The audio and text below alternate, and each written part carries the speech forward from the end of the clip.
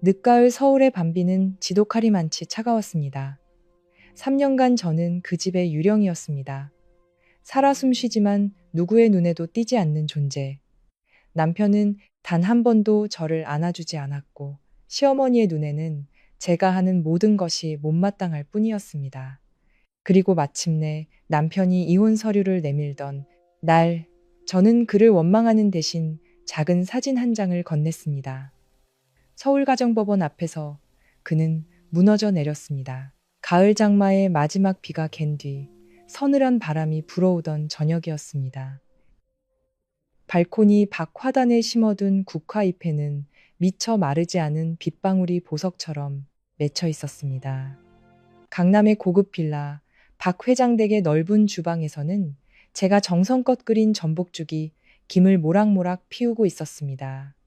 그 고소한 냄새만으로도 얼어붙었던 마음이 스르르 녹아내릴 것만 같았습니다. 제 이름은 강윤서입니다. 3년 전, 저는 모두의 부러움 속에서 한민준 씨와 결혼했습니다. 사람들은 제게 복이 넘친다고들 했죠. 잘생긴 대기업, 최연소 이사에 의리의리한 집안, 그리고 막강한 재력을 가진 시어머니까지. 촉망받던 흉부외과 의사였던 저는 그 모든 것을 내려놓고 기꺼이 가정에 들어앉았습니다. 가족을 돌보는 삶, 그것이 제 새로운 사명이라 믿었습니다. 지난 3년간 저는 매일 새벽 5시면 어김없이 눈을 떴습니다. 가장 먼저 하는 일은 부엌으로 내려가 가족들의 아침 식사를 준비하고 남편 한민준을 위해 그가 좋아하는 원두로 아메리카노를 내리는 것이었습니다. 그는 입맛이 유난히 까다로워 커피가 조금만 진하면 쓰다고 조금만 연하면 맹물 같다고 투덜댔습니다. 저는 제 생일보다 그의 사소한 습관들을 더 정확하게 기억했습니다. 시어머니 김혜숙 여사님은 아침 식사로 맑은 흰죽과 장조림을 즐겨 드셨습니다. 그분은 단 한 번도 제게 고맙다는 말을 한 적이 없었습니다. 제가 쟁반을 받쳐들고 방으로 들어설 때마다 그저 미간을 찌푸리며 한마디 툭 던질 뿐이었죠. 요즘 애들은 것만 번지르르 해서는 3년이나 밥을 했는데 아직도 죽이 멀겠구나. 저는 그저 웃어 넘겼습니다. 한 번 참으면 9번 편하다는 옛말을 믿었습니다. 진심으로 대하면 언젠가 시어머니도 저를 가족으로 받아주시리라 생각했습니다. 하지만 제가 한 번, 두 번 참고 넘기는 사이 3년이라는 세월이 흘렀고 제게 돌아온 것은 날카로운 비수 같은 말들 뿐이었습니다. 결혼한 지 3년이 넘도록 애 하나 못 낳는 여자는 문제가 있는 거야. 우리 집안은 대를 이을 손주가 필요한 거지. 매일 부엌만 킁킁거리는 식모가 필요한 게 아니란다. 우리 민준이가 이사 자리에 오르니 밖에서 젊고 예쁜 여자들이 줄을 섰어.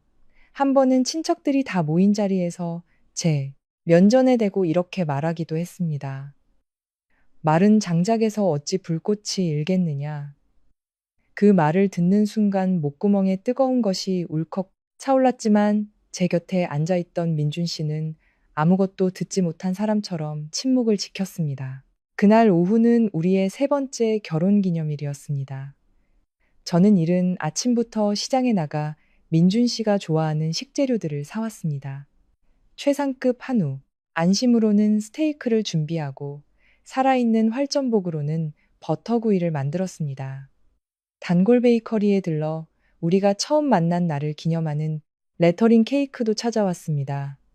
케이크 위에는 제가 직접 부탁한 문구가 적혀 있었습니다. 우리의 3년을 축복하며 저녁 7시 저는 예전에 민준 씨가 가장 아름답다고 칭찬했던 연한 하늘색 원피스로 갈아입었습니다. 식탁 위에 촛불 2개를 켜고 저는 그를 기다렸습니다. 창밖에는 다시 가을비가 흩뿌리기 시작했습니다. 7시 30분, 8시, 그리고 9시가 넘어가자 음식은 차갑게 식어갔고 왼편에 촛불은 거의 다 타들어가 촛농이 식탁 위로 흘러내렸습니다. 정확히 9시 15분, 현관문이 열리고 민준 씨가 들어왔습니다. 그는 평소와 같은 회색 정장 차림이었지만 깃에서는 제가 쓰지 않는 낯선 여성의 향수 냄새가 풍겨왔습니다. 저는 벌떡 일어나 애써 미소를 지었습니다. 이제 오셨어요? 음식 다시 데워줄까요? 됐어. 그는 손목시계를 풀어 거칠게 테이블 위에 내려놓더니 서류에 가방에서 종이 뭉치 하나를 꺼냈습니다. 제가 무슨 일인지 파악하기도 전에 그가 그것을 제 쪽으로 툭 밀었습니다. 이혼 합의서였습니다. 그 옆에는 통장 하나가 놓여 있었습니다. 여기 1억 원. 지난 3년에 대한 보상이라고 생각해. 제가 잘못 들은 줄 알았습니다. 방금 뭐라고 했어요? 민준 씨가 고개를 들었습니다. 그의 눈빛은 그 어떤 타인보다도 차갑고 낯설었습니다. 이혼하고 싶어. 왜요? 단 한 번도 당신을 사랑한 적 없으니까. 제 손이 떨려 물잔을 엎을 뻔했습니다. 지난 3년간 단 한순간도 저를 아껴준 적이 없었나요?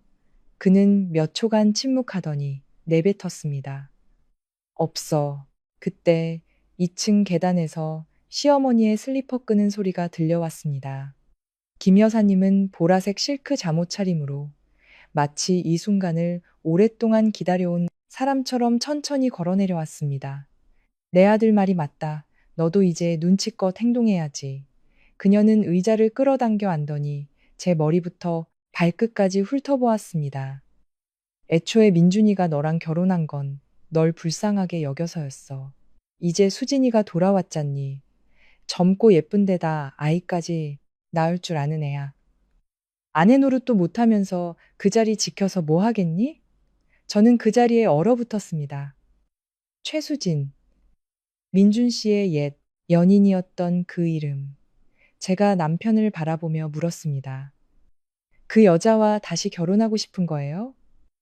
민준 씨는 고개를 끄덕였습니다. 응. 밖에서는 거센 바람이 불어와 유리창이 덜컹거렸습니다. 저는 자리에 앉아 서류를 펼쳤습니다. 변호사가 미리 작성해둔 서류에는 제 서명을 할 자리만 비어 있었습니다. 문득 지난 3년의 제 삶이 부엌에 올려진 저 전복죽 같다는 생각이 들었습니다. 아주 오랫동안 정성을 다해 푹 고아내고 제가 가진 모든 것을 쏟아부었지만 상대는 한 숟가락 맛보더니 그대로 밀쳐버린 것입니다. 제가 펜을 들어 서명하자마자 김 여사님은 기다렸다는 듯 일어섰습니다. 내일 당장 짐 싸서 나가거라. 새로 올 아이가 껄끄럽지 않게. 저는 울지 않았습니다. 조용히 방으로 올라가 침대 밑에 넣어두었던 낡은 캐리어를 꺼냈습니다. 밤 11시 저는 그 집을 나섰습니다. 비가 억수같이 쏟아졌습니다. 저는 캐리어를 끌며 빌라 앞 도로를 걸었습니다. 은채야, 내 아이는 죽지 않았다. 어머니의 목소리가 낡은 녹음기에서 흘러나온 순간 백은채는 자신이 잘못 들었다고 생각했다. 손바닥만 한 기계 안에서 테이프가 돌아가는 소리가 작게 긁혔다. 숨을 들이마시는 소리와 억지로 울음을 참는 기침이 뒤섞인 뒤 이미 세상을 떠난 어머니의 목소리가 다시 이어졌다. 네가 20살에 낳은 아이는 살아있어. 그 아이는 지금 류씨 집안에서 자라고 있다. 은채의 손에서 녹음기가 미끄러졌다. 작은 기계는 온돌 바닥에 부딪힌 뒤에도 멈추지 않았다. 어머니는 마치 딸이 지금 어떤 얼굴로 앉아 있을지 알고 있다는 듯 떨리는 목소리로 천천히 말을 이어갔다. 엄마가 죄를 지었다. 너를 살리겠다고 생각했는데 결국 내 인생을 빼앗았다. 그 사람들은 내 아이가 죽었다고 말했지만 거짓말이었다. 엄마도 나중에 알았다. 그런데 겁이 나서 내게 말하지 못했다. 은채는 숨을 쉬는 방법조차 잊어버린 사람처럼 굳어 있었다. 어머니의 49제를 마친 지 겨우 2시간밖에 지나지 않았다. 오전 내내 친척들과 절을 오가며 향을 피우고 절편과 과일을 차리고 마지막 인사를 건넸다. 해가 저문 뒤 사람들이 모두 돌아가자 집에는 향냄새와 식어버린 국냄새만 남았다. 어머니가 쓰던 작은 방은 지나치게 가지런했다. 병원에서 돌아오지 못한 사람의 방이라고 믿기 어려울 만큼 이불은 반듯하게 개어 있었고 창가에는 반쯤 마른 화분이 놓여 있었다. 은채는 49제가 끝나면 서랍 맨 아래에 있는 나무 상자를 열어보라는 어머니의 유언을 떠올렸다. 그 안에는 녹음기와 낡은 서류 봉투, 그리고 손바닥보다 작은 은색 발목띠가 들어있었다. 발목뒤에는 흐릿한 글자가 새겨져 있었다. 산모 백은채. 남아 3.1 2kg. 은채는 그 문장을 몇 번이나 읽었다. 글자가 번져 보였다. 6해 전 병원 침대에서 간호사가 보여준 것은 하얀 천에 쌓인 아주 작은 그림자뿐이었다. 얼굴조차 확인하지 못했다.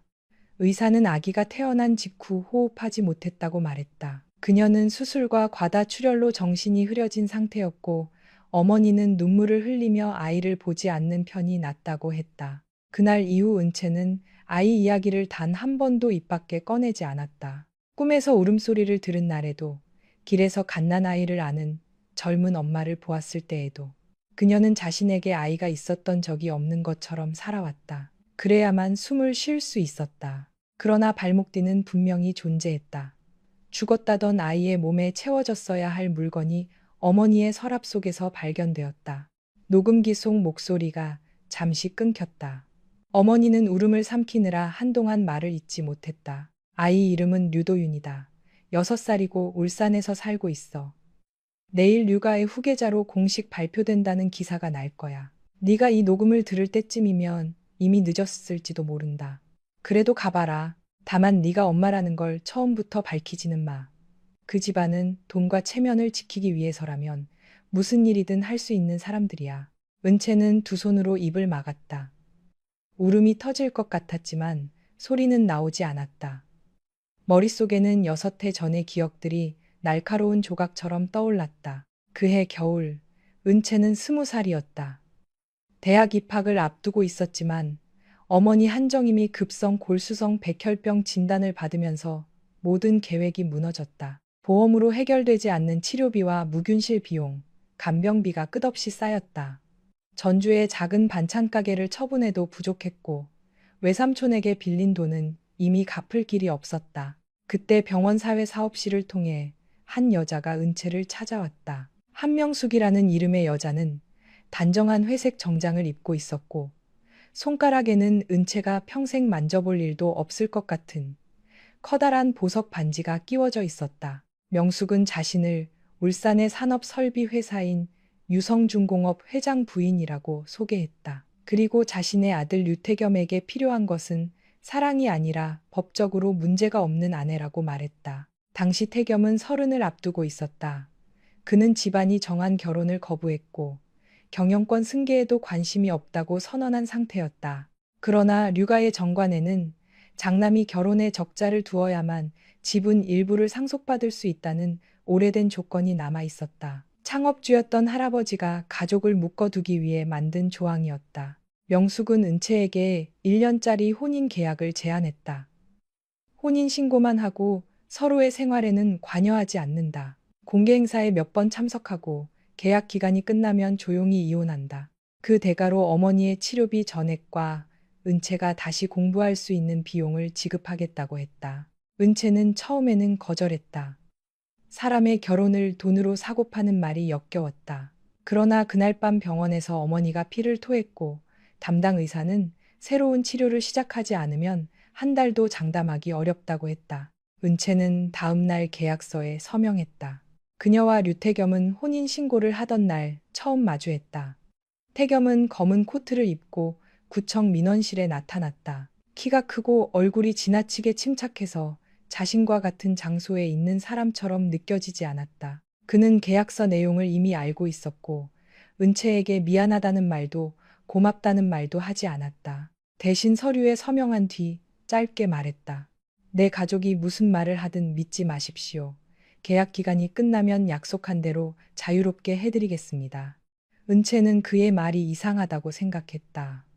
돈을 받고 들어온 자신을 경계해야 할 사람이 오히려 자기 가족을 경계하라고 했다. 결혼 생활은 이름뿐이었다.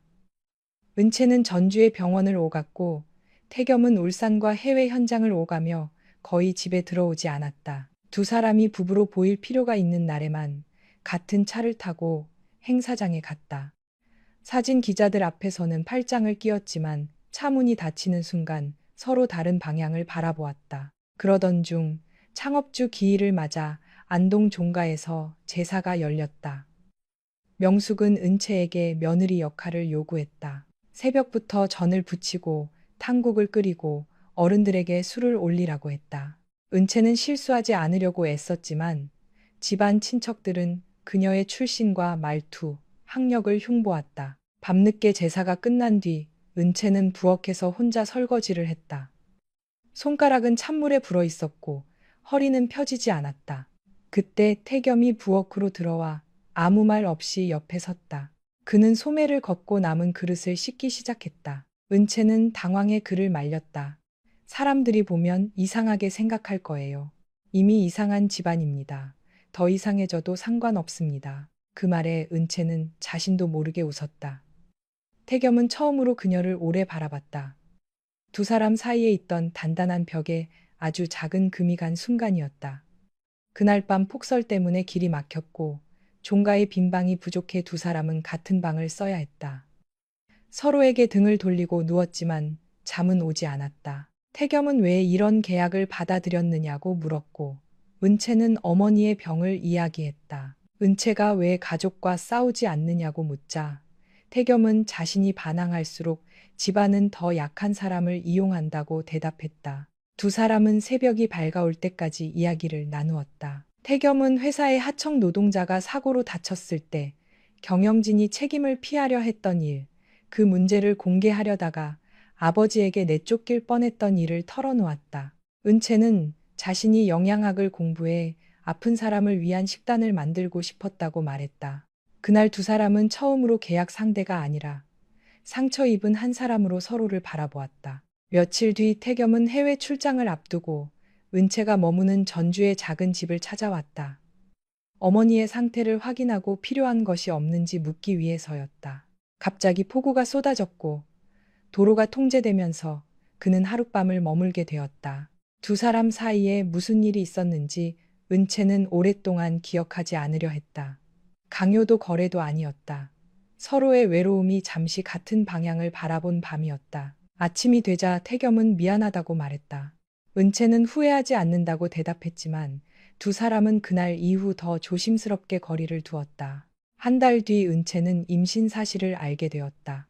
명숙은 놀라지도 않았다. 오히려 모든 일이 계획대로 흘러갔다는 듯 차분했다. 계약서를 새로 작성하자고 했다. 아이를 낳으면 치료비를 추가로 지급하고 아이의 양육권은 육아가 갖는다. 은채가 거절하자 명숙은 이미 지급한 치료비를 즉시 반환하라고 압박했다. 태겸에게 알리려 했지만 연락이 닿지 않았다.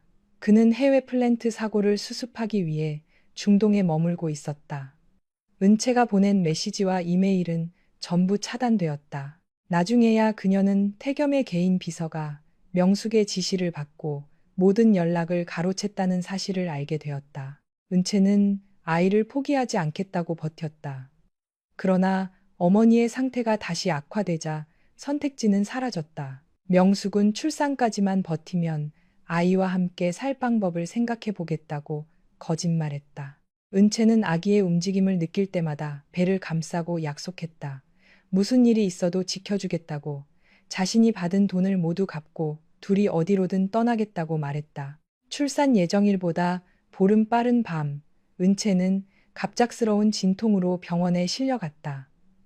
수술실로 들어가기 전까지 어머니가 손을 잡고 있었다. 그러나 눈을 떴을 때 아이는 곁에 없었다. 간호사는 아기가 숨을 쉬지 못, 저 여자는 안 됩니다. 아이까지 데리고 온 데다 뱃속에 누구 아이인지도 확실하지 않잖아요. 형이 남긴 부탁이라고 해도 제 인생까지 대신 내놓으라는 건 너무하십니다. 문재민이 자리에서 벌떡 일어나자 넓은 거실의 공기가 얼어붙었다. 진주 외곽의 오래된 한옥을 현대식으로 개조한 문씨 집안의 본체에는 향나무 냄새와 진한 차 향이 뒤섞여 있었다. 벽에는 문씨 집안이 지난 수십 년 동안 군과 지역 사회에서 받은 표창장이 가지런히 걸려 있었고 중앙에는 세상을 떠난 장남 문준석의 영정사진이 놓여 있었다. 사진 속 준석은 야윈 얼굴로 웃고 있었다. 그 미소가 오히려 살아있는 사람들을 더 불편하게 만들었다. 가문의 어른인 문무지는 손에 쥔 지팡이로 바닥을 세게 내리쳤다. 말을 삼가라. 내 형이 마지막으로 남긴 부탁이다. 형이 안타까운 건 저도 압니다. 하지만 형과 혼인신고까지 했던 여자를 제가 어떻게 아내로 맞습니까? 사람들 입에 무슨 소리가 오르내릴지 생각해 보셨어요? 재미는 29살이었다. 지방 국립대학교를 졸업하고 최근 공기업에 들어간 그는 자신이 누구보다 합리적인 사람이라고 믿었다. 그러나 지금 그의 얼굴에는 합리성보다 두려움과 억울함이 먼저 드러나 있었다. 문무진의 아내 윤미란이 조심스럽게 아들을 달랬다. 재민아, 우리도 네 마음을 모르는 게 아니다. 그렇지만 준석이가 그 여자와 아이를 부탁한다고 몇 번이나 말했다. 그 아이들이 밖에서 고생하게 둘 수는 없잖니. 보호하는 것과 결혼은 다르죠. 재민은 맞은편 소파에 앉아있던 둘째 형을 힐끗 바라보았다. 공군 대령 문태겸은 군복이 아닌 짙은 남색 셔츠를 입고 있었지만 반듯하게 세운 허리와 감정을 쉽게 드러내지 않는 눈빛 때문에 집 안에서도 부대에 있는 사람처럼 보였다. 왜 꼭 저여야 합니까? 태겸 형은 아직 결혼하지 않았잖아요. 그 말에 모든 시선이 문태겸에게 향했다. 태겸은 40을 앞둔 나이였고 사천의 공군 기지에서 근무하며 여러 차례 해외 군사 협력 업무를 맡아온 장교였다. 집안에서는 장남을 잃은 뒤 실질적으로 가문을 책임져야 할 사람으로 여겨졌다. 문무지는 그런 둘째 아들이 불필요한 구설에 휘말리는 것을 원하지 않았다. 태겸이는 앞으로 맡아야 할 일이 많다. 문무장이 단호하게 선을 그었다. 군에서도 중요한 보직을 맡고 있고 조만간 국방협력단 파견 이야기도 나오고 있다. 혼인이 필요하다면 그 위치에 맞는 사람을 만나야 한다. 그 말을 듣고 있던 막내딸 문다경이 기다렸다는 듯 끼어들었다. 맞아요. 오빠가 왜 아이 딸린 시골 여자를 책임져야 해요? 게다가 임신까지 했다면서요. 우리 집에 들어오는 순간 온 동네에서 수군거릴 텐데. 다경아, 윤미란이 딸을 나무랐지만 다경은 입을 다물지 않았다. 제가 틀린 말 했어요. 큰오빠가 병 때문에 판단을 제대로 못했던 것일 수도 있잖아요. 그 여자가 오빠 마음 약한 걸 이용했는지 누가 알아요? 그때 마당에서 자동차가 멈추는 소리가 들렸다. 거실 안에 있던 사람들은 동시에 입을 다물었다. 잠시 후 현관문이 열렸고 집안일을 돕는 사람이 작은 목소리로 알렸다. 고은채 씨와 아이가 도착했습니다. 문재민의 얼굴이 굳었다. 문다경은 노골적으로 인상을 찌푸렸다. 윤미라는 급히 자리에서 일어났고 문무지는 마치 마음을 다잡으려는 사람처럼 천천히 숨을 내쉬었다. 마지막까지 움직이지 않은 사람은 문태겸 뿐이었다. 그러나 문이 열리고 고은채가 5살 난 딸의 손을 잡고 들어오는 순간 태겸의 눈빛이 처음으로 흔들렸다. 은채는 낡은 베이지색 외투를 입고 있었다. 소매 끝은 여러 번 세탁해 색이 바랬고 발에는 오래 신어 앞부분이 다른 운동화가 들려 있었다. 머리는 목 뒤에서 단정히 묶었지만 긴 이동 탓인지 몇 가닥이 뺨에 달라붙어 있었다. 그럼에도 그녀의 모습은 누구도 예상하지 못했던 인상을 주었다.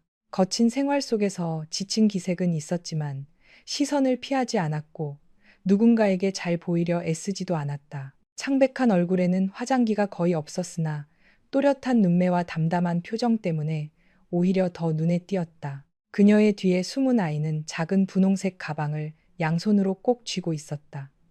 아이의 이름은 한별이었다. 은채가 첫 번째 결혼해서 낳은 딸이었고 첫 남편이 사고로 세상을 떠난 뒤부터 모녀는 남해의 작은 마을에서 둘이 살아왔다. 윤미란이 먼저 다가갔다. 오는 길이 멀었죠? 배는 괜찮아요? 은채는 짧게 고개를 숙였다. 괜찮습니다. 갑자기 찾아오게 돼서 죄송합니다. 죄송하긴요. 우리가 진작 데려왔어야 했는데. 윤미라는 한별을 바라보며 조심스럽게 웃었다. 내가 한별이구나. 한별은 대답하지 않고 어머니의 외투 자락만 더 세게 붙잡았다. 은채는 아이의 머리를 가볍게 쓰다듬은 뒤 거실 안으로 들어왔다. 그녀는 이미 자신에 관한 이야기가 오갔다는 것을 알고 있었다. 자동차에서 내릴 때부터 창문 너머로 자신을 바라보던 얼굴들이 있었고 현관문 앞에서도 누군가가 저 여자가 정말 오는 거야? 라고 속삭이는 소리를 들었다. 그러나 은채는 못 들은 척했다. 그녀가 이 집까지 온 이유는 사랑도, 재산도, 문씨 집안의 지위도 아니었다. 남해에서 더는 버틸 수 없었기 때문이었다. 준석이 죽은 뒤 그에게 돈을 빌려주었다고 주장하는 사람들이 집까지 찾아왔다. 실제로는 준석이 치료비를 마련하려고 쓴 일부였지만 그들은 은채가 모든 빚을 대신 갚아야 한다며 협박했다. 임신 초기의 은채가 밤마다 현관문을 막고 앉아 있는 동안 한별은 이불 속에서 울음을 삼켰다. 마지막에는 어린이집 앞까지 낯선 남자가 나타났다. 그날 은채는 준석이 남긴 편지를 다시 꺼내 읽었다. 자신이 친가족을 찾게 되면 반드시 그들에게 가라는 내용이었다. 가족이 좋은 사람들이어서가 아니라 적어도 한별과 태어날 아이를 지켜줄 힘은 있을 것이라는 말도 적혀 있었다. 은채는 그 말을 믿지 않았다. 다만 다른 선택이 없었다. 문무진이 그녀에게 자리를 권했다. 앉아요. 은채는 한별과 함께 소파 끝에 앉았다. 윤미란이 따뜻한 보리차를 가져왔지만 은채는 손을 대지 않았다. 준석이가 마지막에 남긴 말을 들었죠? 문무진의 질문에 은채가 고개를 들었다. 들었습니다. 그 아이가 당신과 한별이를 우리 가족에게 맡겼어요. 뱃속의 아이까지 포함해서 말입니다. 문다경이 작게 코웃음을 쳤다. 은채는 그쪽을 보지 않았다. 문무진은 재민을 가리켰다.